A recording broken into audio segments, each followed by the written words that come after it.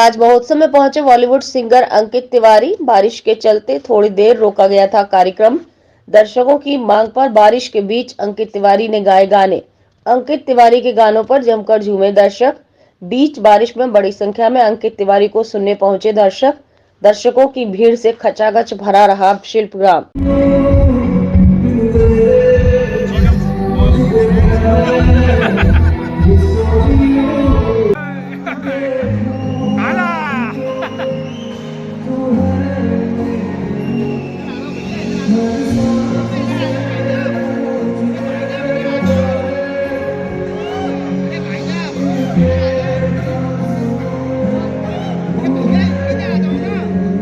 काफ़ी interesting project है मेरे लिए, जो कि अच्छी कोलैबोरेशन है। अच्छे सिंगर्स के साथ कोलैबोरेट करके कुछ गाने आने वाले हैं, तो वो बहुत जल्दी आएगा आपके साथ। एआई के इस्तेमाल को लेकर क्या कहेंगे? लगातार एआई का वर्ड लोग सुन रहे हैं और म्यूजिक इंडस्ट्रीज में भी लगातार आ रहा है, आपका क्या विचार है? अच्छा है, मतलब देखो टेक्नोलॉजी आती है, सब यूज़ करते हैं, और एक नई टेक्नोलॉजी आई है जिसको सब यूज़ कर रहे हैं धीमे धीमे, और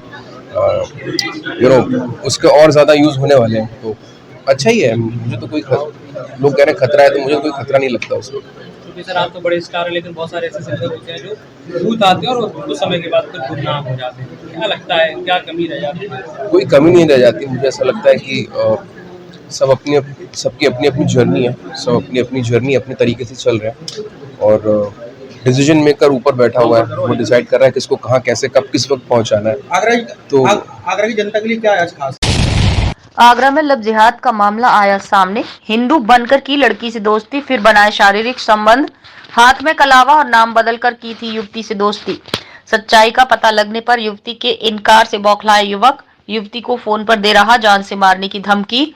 लड़की के फोटो वीडियो सोशल मीडिया पर वायरल करने की धमकी। हिंदू बनकर शादी के नाम पर युवती से बनाए शारीरिक संबंध। दिलशान ने खुद को दीपक बताकर हिंदू युवती को बनाया निशाना। पीड़िता ने लगाई थाना पुलिस से मदद की गुहार। थाना ट्रांस सोमना क्षेत्र का है मामला। मैं एक लड़के से रिलेशन में थी, उससे मैं कह रही थी तुम मुझसे शादी करोगे, तो उसने बोला था कि मैं तुमसे शादी करूंगा, और हर समय मुझे पागल बनाता रहा। तो एक दिन मेरी शादी आ गई, तो मैंने बोला कि मुझे ले चलो, तो बोला कि मैं ले चलूंगा, तुम चिंता मत करो। तो उसके पास पैसे नहीं थे, मैंने उससे पैसे दिए थे, तो पैसे लेके वो बोला था मैं टिकट बुक कराने जा रहा हूँ। फिर बुक करा के वो आया ही नहीं। मैंने उसका वेट किया, 3 साल से मुझे यूज किया, शादी तक एंड तक यूज किया, और हद का है, फिर वो आया नहीं। मैंने उसका इंतजार किया। आज दिनांक 21/2/2024 को सुबह ट्रांस यमुना पुलिस स्टेशन को एक तहरीर प्राप्त हुई। इस तहरीर में पीड़िता द्वारा बताया गया कि उसी के पड़ोस में रहने वाले दिलशान नामक युवक ने अपनी पहचान छुपाकर शादी का झांसा देकर नाबालिग पीड़िता का शोषण किया। तहरीर प्राप्त होने पर ट्रांस यमुना पुलिस द्वारा मुकदमा पंजीकृत किया गया है। वह अभियुक्त को गिरफ्तार कर लिया गया है। वह आगे की वैधानिक कार्रवाई की जा रही है। इटावा कचहरी परिसर में एमएसपी को लेकर सैकड़ों किसानों ने विरोध करते हुए किया धरना प्रदर्शन। नाराज किसान अपने ट्रैक्टर से होकर कचहरी पहुंचे और सरकार के खिलाफ जोरदार नारेबाजी करने लगे। लगातार किसान सरकार से एमएसपी की मांग करते आ रहे हैं। किसान भारी संख्या में कई दिनों से दिल्ली में आंदोलन भी कर रहे हैं, लेकिन अब तक कोई बात नहीं बनी, जिसको लेकर आज इटावा में भी किसान धरने पर बैठ गए और सरकार से एमएसपी की मांग करने लगे। किसानों ने कहा सरकार हमारी मांगों को नहीं सुनती है, तब तक आंदोलन जारी रहेगा। गुंडा है, बात करो तो बात करेंगे, भारतीय किसान यूनियन बाबा महेंद्र टिकैत, बाबा महेंद्र टिकैत। एमएसपी को गारंटी कानून बनाने के लिए भारत सरकार के खिलाफ किसान दोबारा फिर आया गया है, दिल्ली पहुंच रहा है।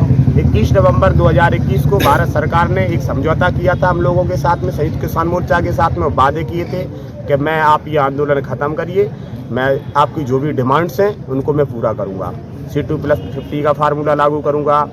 अजय मिश्रा टैनी वाला मामला था, वो जो किसानों की शहादत हुई थी हमारे 750 के लगभग, उनके घरों के एक बच्चे को नौकरी, ये सारी वादे किए थे किसान ने। एमएसपी को गारंटी कानून, स्वामीनाथन आयोग की रिपोर्ट लागू करने का, ये सारे वादे न पूरे करने के कारण सरकार के खिलाफ हम दोबारा से आंदोलनरत हुए। तो ये धरना आप कब तक चलेगा? उसका कोई नहीं, सरकार है ना, आज कह दे कि हम आपको एमएसपी का गारंटी कानून दे रहे हैं, हम कोई एक ज़्यादा डिमांड है ही नहीं, केवल एक बात मान ले, एमएसपी को गारंटी कानून बना दे, हम अब सभी किसान अभी हरियाणा को जो पंजाब को जो दिल्ली में बैठ रहे हैं या जिला मुख्यालयों पर जा रहे हैं, किसको टाइम है आज की दुनिया की महंगाई में क्या आंदोलन करें, मजबूरी में बैठे हैं साहब। भारतीय जनता पार्टी कार्यकर्ताओं को साधने और उनमें जोश भरने में जुट गई है। प्रतापपुरा में आगरा महानगर द्वारा प्रबुद्ध सम्मेलन में पहुंची संसदीय बोर्ड की सदस्य डॉक्टर सुधा यादव ने प्रधानमंत्री नरेंद्र मोदी की 10 साल की उपलब्धियों को गिनाते हुए राहुल और अखिलेश यादव पर जमकर कटाक्ष किया।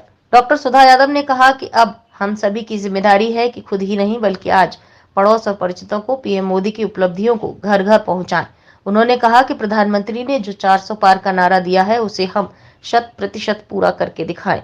प्रतापपुरा पर आयोजित महानगर के प्रबुद्ध सम्मेलन में सैकड़ों की संख्या में भाजपा कार्यकर्ता पहुंचे। संसदीय बोर्ड की सदस्य डॉक्टर सुधा यादव के साथ साथ क्षेत्र के अध्यक्ष और कई विधायक भी मौजूद रहे। पार्टी सतत कार्यों में लगी रहती है और 2014 का चुनाव बिल्कुल सिर पर आ गया है। उसकी तैयारियों के निमित्त हर लोकसभा के अंदर विभिन्न कार्यक्रम और विभिन्न वर्ग के लोगों से मुलाकात का सिलसिला जो चल रहा है, उसी में आज यहाँ आगरा के अंदर प्रबुद्ध जन सम्मेलन हुआ। इसमें हमारी पूरी टीम जो मंच के ऊपर है वो और मेरा यहाँ पर आना हुआ है, लोगों से संवाद करना, अपनी बात को कहना, इसके कार्यक्रम में मैं यहाँ देखिए उत्तर प्रदेश की तस्वीर में अनेक स्थानों पर गई हूँ। मुझे लगता है कि यहाँ हम सारी लोकसभाएं जीतेंगे और उत्तर प्रदेश के अंदर माहौल भी अच्छा है। लोगों का भारतीय जनता पार्टी के प्रति रुझान और लगाव भी बहुत अच्छा है। हम 80 के 80 सीट। किन मुद्दों को लेकर भाजपा जनता के बीच पहुंच रही है? भाजपा तो विकास के मुद्दे को लेकर के जनता के बीच में जा रही है। पहली सरकार ऐसी है जिसने लोकसभा के अंदर फाइनेंस बिल के साथ साथ में एक सचेत पत्र फाइनेंस पर जारी करके और क्लैरिटी करी है कि हम क्या काम करते हैं, कैसे करते हैं, क्या ट्रांजैक्शंस है। तो मुझे लगता है कि जनता का विश्वास हमारे साथ में है और उसी विश्वास को लेकर के, इसी विकास के काम को लेकर के, विकसित राष्ट्र के नारे को लेकर के हम जनता के बीच। आगरा किले में कार्यक्रम आयोजित करने पर लगाई रोक। सोमवार को शिवाजी जयंती पर हुए कार्यक्रम के बाद लिया गया निर्णय।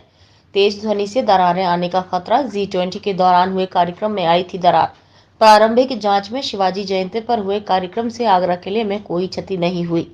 डीजी ASI द्वारा ऐतिहासिक स्मारक को क्षति न पहुंचे और पुराना स्मारक होने के कारण अनुमति न देने का लिया गया निर्णय।